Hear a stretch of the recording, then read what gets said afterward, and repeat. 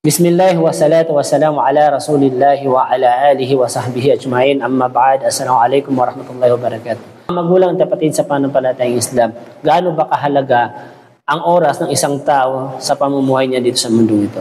Nanggit ng ating propeta Muhammad sallallahu alaihi wasallam, a'maru ummati ma bayna 60 wa 70. Ang pagitan lamang ng pamumuhay ng ummat ko, sabi ng propeta Muhammad sallallahu alaihi wasallam, ay sa pagitan naman ng 60 to 70 years old. Pagkatapos ng pamumuhay ng 60 to 70 years old, iiwanan na natin ang mundo ito, mga magulang kapatid sa pananampalatayang Islam. Kaya naman, huwag tayong magsayang ng oras, huwag natin gawing biro ang pamumuhay natin sa mundo ito, dahil nilikha tayo ng Allah subhanahu wa ta'ala sa mundo ito ay para lamang sambahin Allah subhanahu wa ta'ala.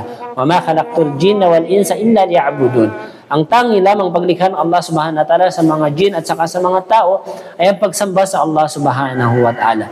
Kaya wag tayong magbigay ng kumpiyansa, wag na kung saan ay masasayang yung mga oras natin sa mga walang kwentang bagay. Bawat minuto, bawat segundo ay itatanong sa atin ng Allah subhanahu wa ta'ala kung saan natin ginamit ang mga oras natin dito sa mundong ito. Kaya wag tayong nagpapaluko sa mga kaligayahan sa mundong ito. Yan ay temporaring kaligayahan lamang. At yan ay pang-akit ng mundo sa isang tao upang maligaw sila sa landas ng Allah subhanahu wa ta'ala. Ang tunay na kaligayahan ay yung nagtagumpay ka sa pagsagawa mo sa mga kautusan sa iyo ng Allah subhanahu wa ta'ala. Kaya wag natin sayangin kung ano meron tayo. Yung lakas natin, yung talino natin, yung kayamanan natin, ay gamitin na natin ito sa ikakatuwa sa atin Allah subhanahu wa ta'ala.